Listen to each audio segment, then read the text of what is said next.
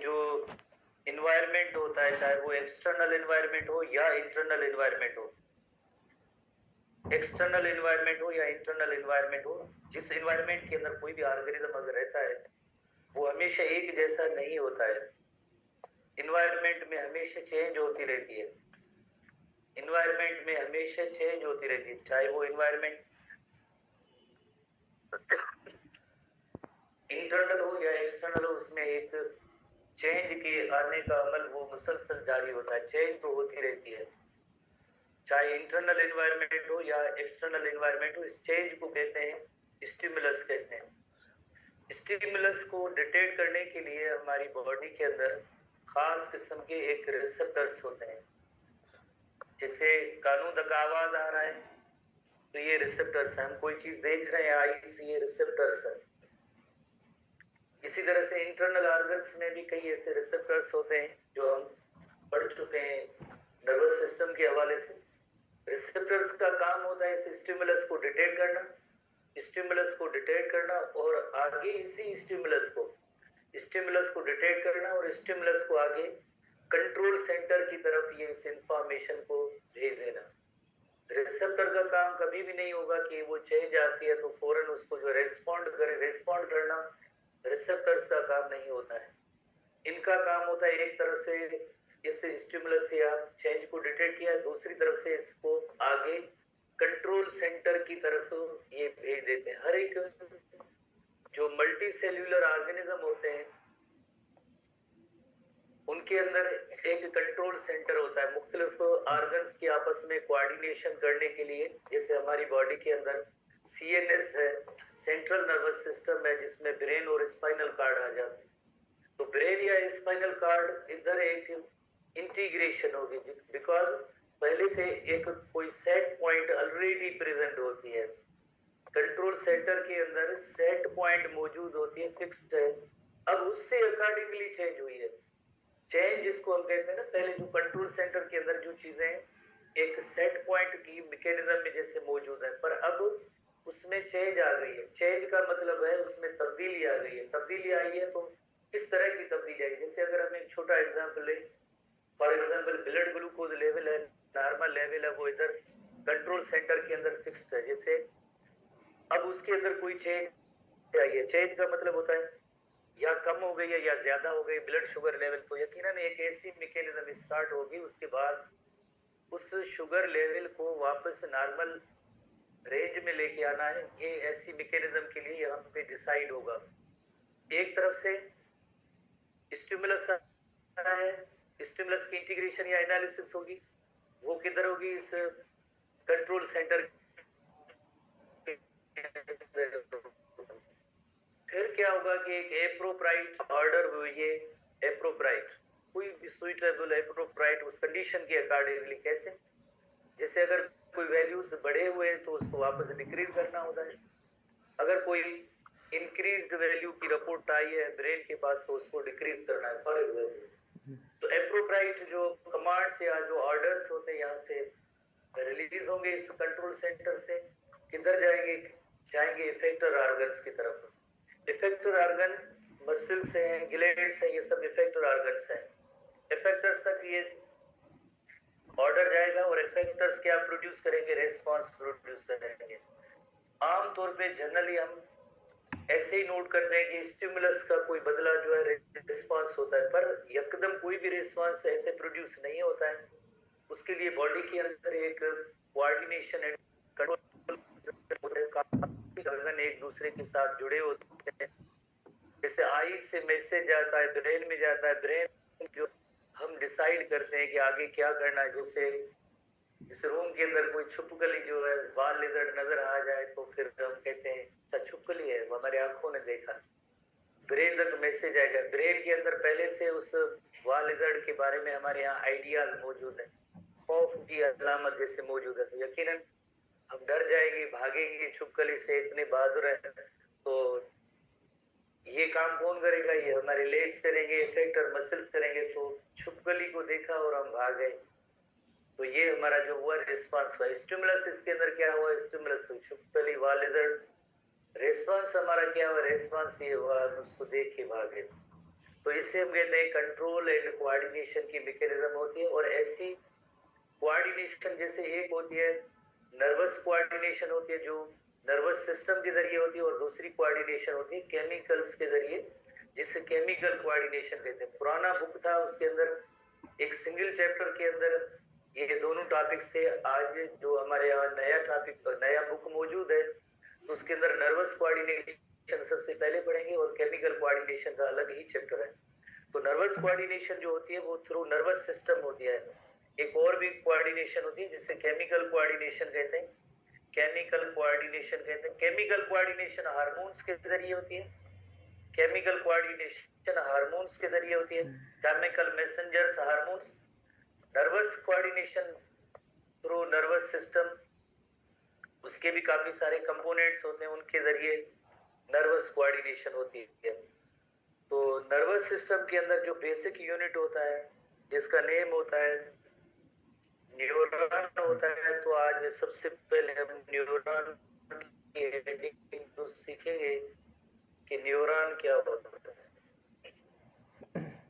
What is neuron. Nervous system का जो basic और न्यूरॉन के अंदर कौन कौन से कंपोनेंट्स होंगे वो उनको हम आज सीखेंगे कि व्हाट इज न्यूरॉन। टिपिकल एक न्यूरॉन क्या है।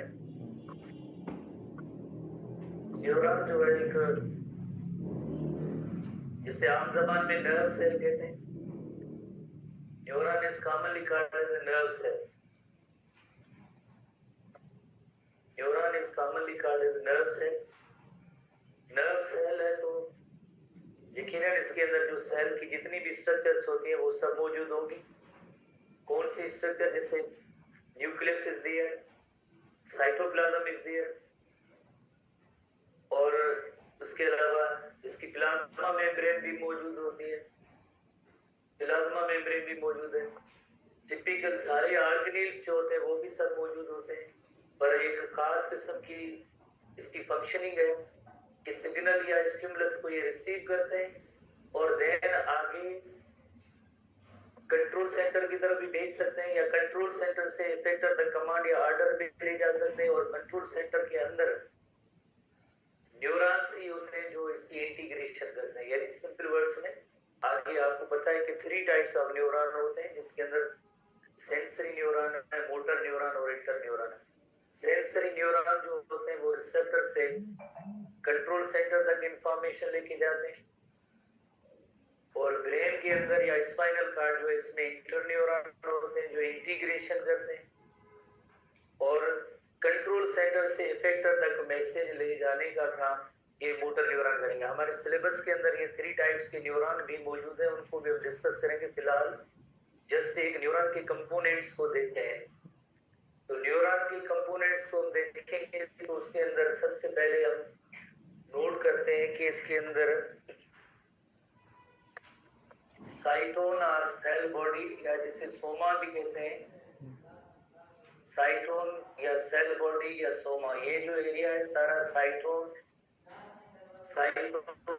है, जिसे सोमा भी कहते हैं और सेल बॉडी भी कहते हैं। Soma cell body, cyton soma cell body.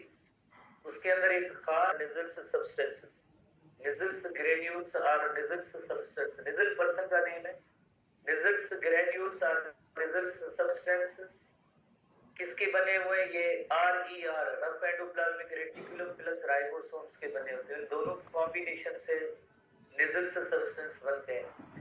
इसी साइटोन से एक एक्सटेंशन आपको नजर आ रही है जिन्हें कहते हैं डेंड्राइट्स के। ट्री लाइक जो स्ट्रक्चर है तो उसे कहते हैं ये डेंड्राइट्स है। डेंड्रो लफ्ज की मीनिंग ही होती है ट्री लाइक।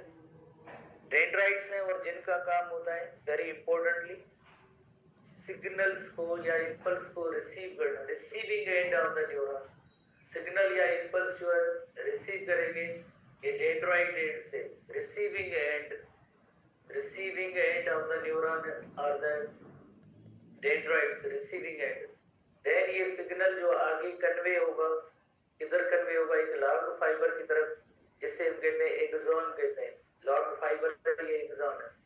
पर एक्सॉन की जो ओरिजिन होती है, यू नो वेरी वेल, एक specific part that is called the axon hillock. pyramid-like structure है axon hillock.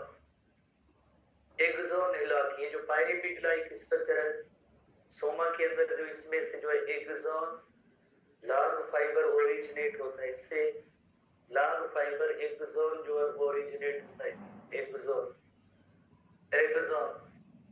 axon को कहेंगे कंडक्टिंग एंड.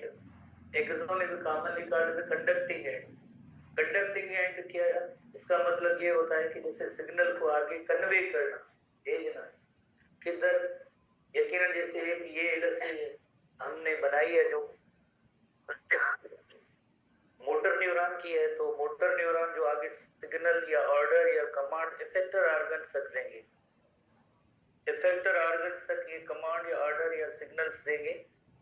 तो इसके सामने जो यकीनन कोई एक इफेक्टर ऑर्गन होगा. फॉर एग्जांपल हमने अभी रिसेंटली पढ़ा है मसल्स, तो ये सिग्नल या ऑर्डर जो है मसल्स की तरफ जाते हैं. मसल्स जो है इफेक्टर ऑर्गन है. जैसे फॉर एग्जांपल ये मसल सेल की मेम्ब्रेन होती है जिसका नेम है सार्कोलेमा, उसके साथ मायोफाइब्रिल्स के साथ नहीं, सार्कोलेमा.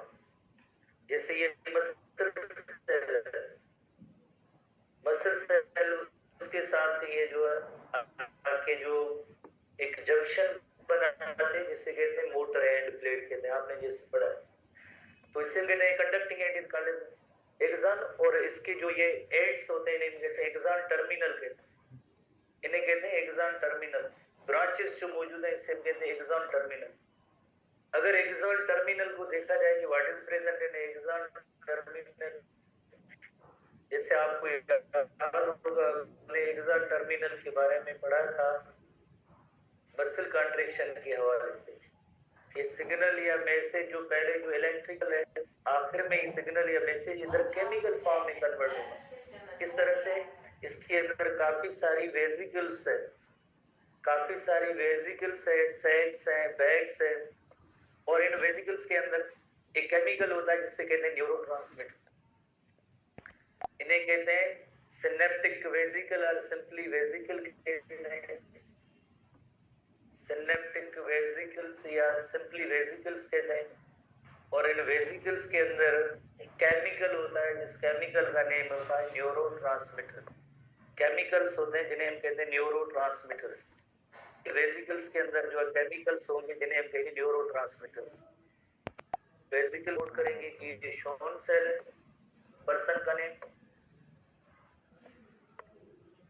और यही जो है सेल जो है माइलिन शीथ प्रोड्यूस करता है. Myelin sheath is produced by this cell Schwann cell.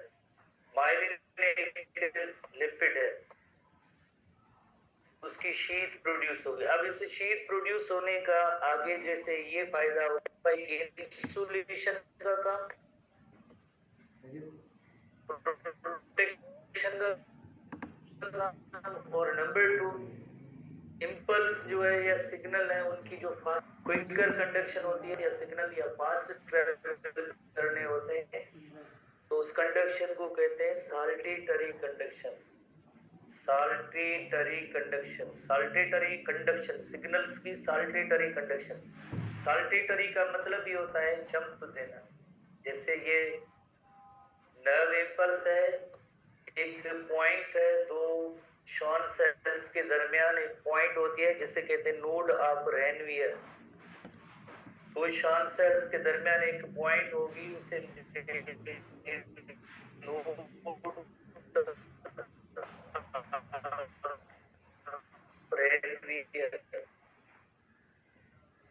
Node of Ranvier. Person का name Ranvier. Node of Ranvier पे ये सिग्नल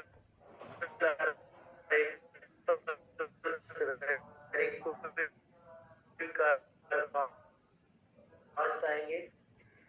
बुक्स के स्पीड के बारे में इफेक्टर ऑर्गन का कमांड या ऑर्डर लेके आता है, दूसरे कहते हैं मोटर न्यूरॉन कहते हैं. तो अलग अलग पॉइंट्स बना के पहले इलेक्ट्रो इन नेचर होते हैं. जितना जैसे सिग्नल या इंपल्स आया यहाँ तक इलेक्ट्रो होता है, और यही इलेक्ट्रो सिग्नल देन जो है केमिकल सिग्नल में फर्दर कन्वर्ट होता है. मैसेज जो है केमिकल फॉर्म में कन्वर्ट होता है। तो जो नर्व इम्पल्स जो प्रोड्यूस होता है वो इलेक्ट्रोकेमिकल इन नेचर होता है। नर्व इम्पल्स पढ़नी है, states in the nerve coordination, steps है। जैसे अभी हमने पढ़ा कि stimulus that is detected by the receptors, receptor से ये इंफॉर्मेशन आगे कंट्रोल सेंटर में जाएगी, कंट्रोल सेंटर के अंदर कोऑर्डिनेशन होगी, कोऑर्डिनेशन के बाद एक appropriate according to the environmental condition एक appropriate signal command order effector तक आता है। ये सारे स्टेप्स हैं। न्यूरॉन भी पढ़ेंगे, उसकी स्ट्रक्चर भी पढ़ेंगे और उसकी टाइप्स को डिस्कस करेंगे। उसके बाद very important question, transmission of action potential between cells और सिनेप्स। एक ऐसे जो इलेक्ट्रिकल सिनेप्स है और केमिकल सिनेप्स है, जो अभी जो हमारा नया बुक आया है उसके अंदर ये दोनों अलग अलग टॉपिक हैं, डिटेल में टॉपिक मौजूद है। Transmission of nerve impulse across the synapse, ये बहुत ही इंपॉर्टेंट टॉपिक होगा जिसके अंदर काफी question test point of view से आने के चांसेस होते हैं इस टॉपिक के अंदर। उसके बाद जैसे ये केमिकल कोऑर्डिनेशन के टॉपिक्स हैं सारे, हार्मोन्स हैं, endocrine glands, feedback mechanism, positive feedback, negative feedback mechanism. फिर दोबारा आएंगे तो ये नर्वस कोऑर्डिनेशन है, reflexes and reflexive arm, levels of spinal cord and its function and brain की स्ट्रक्चर टोटल हमें पढ़नी है। तो ये सिर्फ केमिकल कोऑर्डिनेशन का सेक्शन है, बाकी रिमेनिंग जो है जितने भी है ये सब जो है नर्वस कोऑर्डिनेशन है, जिनकी लर्निंग ऑब्जेक्ट इसी के अंदर सेम ही है, कोई फर्क नहीं है। पर पहला आज जैसे टॉपिक है वो है न्यूरॉन की स्ट्रक्चर और टाइप्स को हम डिस्कस करेंगे, ठीक है ना। तो थोड़ी देर पहले हमने ऐसा ही फ्लो चार्ट बनाया था जो टॉपिक भी है हमारी बुक के अंदर इंक्लूड भी है।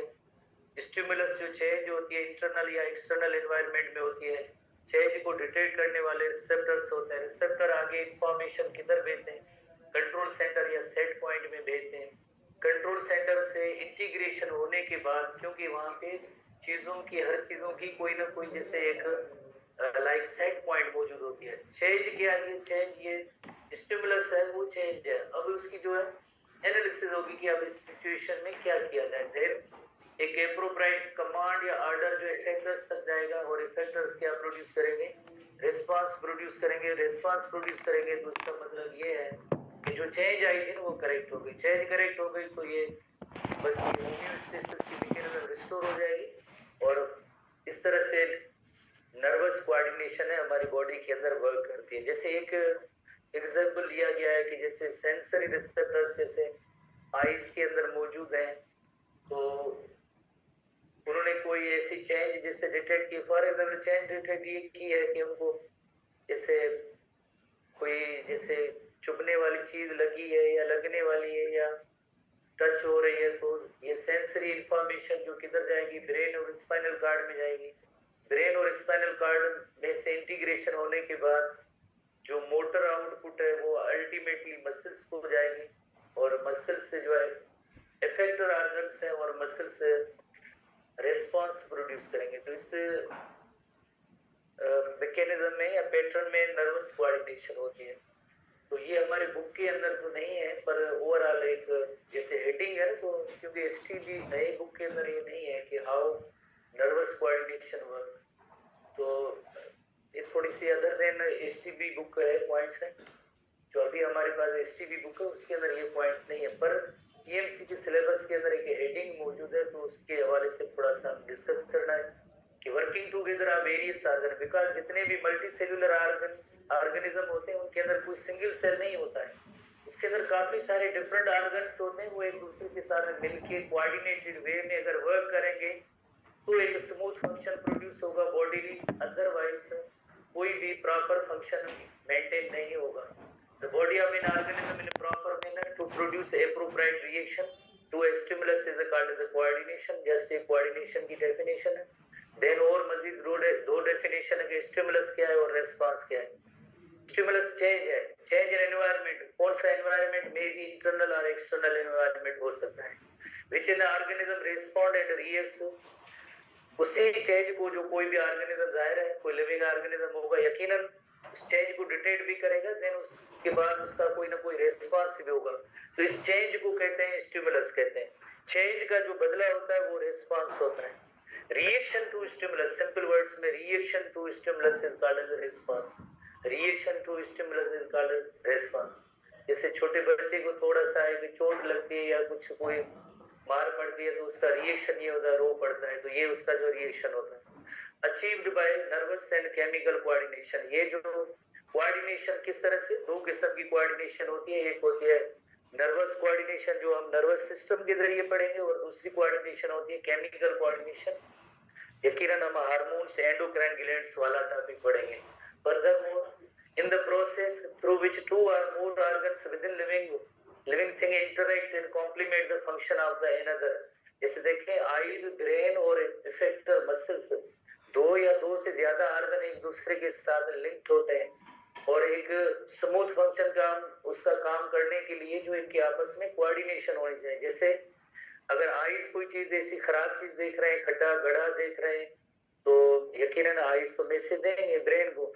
ब्रेन क्या डिसाइड करेगा कि भाई इससे पत्थर से, खड्डे से, गड्ढे से थोड़ा टर्न होना चाहिए। रोड साइड पे गाड़ी आ रही है, बिल्कुल हॉर्न दे के आ रही है, गाड़ी हमारी आंखें देख भी रही है, हॉर्न उनका जो कानून लगा रहा है, और फिर भी अगर हम road centre of the road से नहीं हटेंगे तो जाहिर है हिट होगी।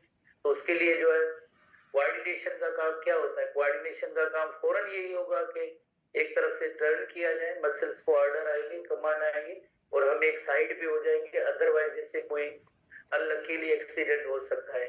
तो उसके लिए ये नहीं है कि दो या मुख्तलिफ ऑर्गन से एक दूसरे के साथ वर्क करते हैं, तो इस फिनोमेना को कहते हैं कोऑर्डिनेशन कहते हैं। This biological coordination is especially in reference to the brain giving orders, और orders then यकीनन जो किसके पास जाएंगे, इफेक्टर ऑर्गन्स तक जाएंगे जो रिस्पांस प्रोड्यूस करेंगे।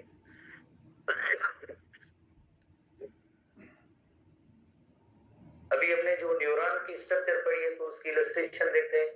जैसे ये न्यूरॉन का साइटोन या सेल बॉडी है जिसके अंदर न्यूक्लियस मेन है, और इसके अलावा और भी निजल्स सब्सटेंस है, ग्रेन्यूल्स भी कहते हैं जिसके अंदर आरईआर और राइबोसोम्स होते हैं, माइटोकॉन्ड्रिया भी होगी, गोल्जी बॉडीज भी होगी। ऐसे नहीं कि सिर्फ निजल्स सब्सटेंस, अक्सर स्टूडेंट इसमें कंफ्यूज होते हैं कि सिर्फ निजल सब्सटेंस है। निजल सब्सटेंसेस के अलावा सब चीजें मौजूद होती हैं इसके अंदर, माइटोकॉन्ड्रिया भी है, गोल्जी बॉडीज भी होते हैं, और ये पार्ट जो है न्यूरॉन का बहुत ही इंपॉर्टेंट पार्ट होता है। जैसे आप देखें एक्सॉन टर्मिनल है तो इधर इसके अंदर वेसिकल है, और वेसिकल के अंदर केमिकल होते हैं जिन्हें न्यूरोट्रांसमीटर कहते हैं। ट्रांसमीटर प्रोड्यूस कहाँ होते हैं, प्रोड्यूस इसी साइटोन में होते हैं। तो जाहिर है इतने डिफरेंट ऑर्गेनेल्स जरूर होंगे ना तभी इन्हें प्रोड्यूस किया होगा।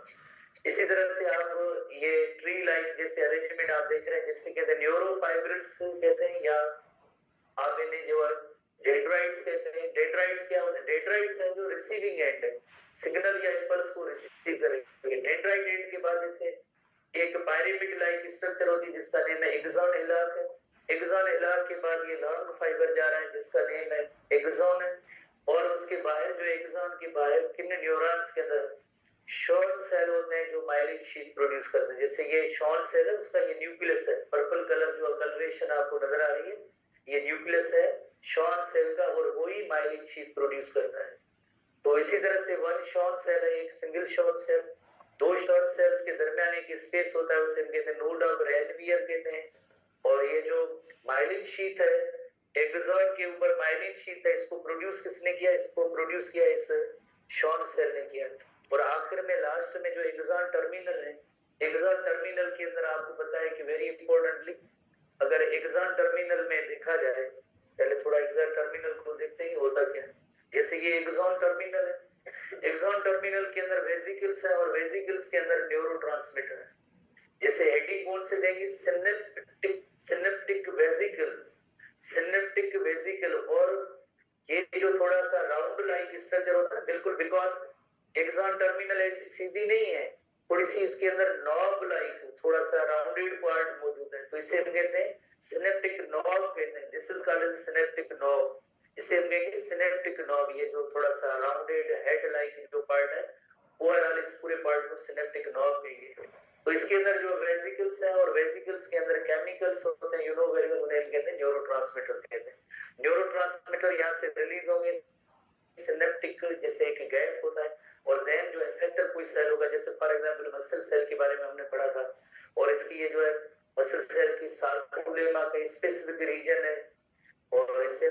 मोटर एंड प्लेट कहते हैं उससे जेठाना,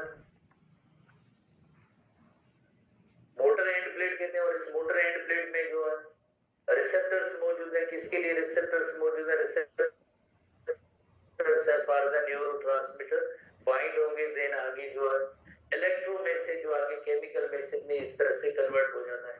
और अब जैसे ये न्यूरॉन की इलस्ट्रेशन है जिसके अंदर जैसे आप देख रहे हैं कि ये न्यूक्लियस है, निजल सब्सटेंसेस है, डेंड्राइट्स है, पायरीमिड लाइक स्ट्रक्चर एक नेलर का, और उसके बाद लार्ज फाइबर है जिससे हम कहेंगे एक्सॉन, कहेंगे ये एक्सॉन टर्मिनल है। और एक्सॉन जेठाना जेठाना जेठाना नहीं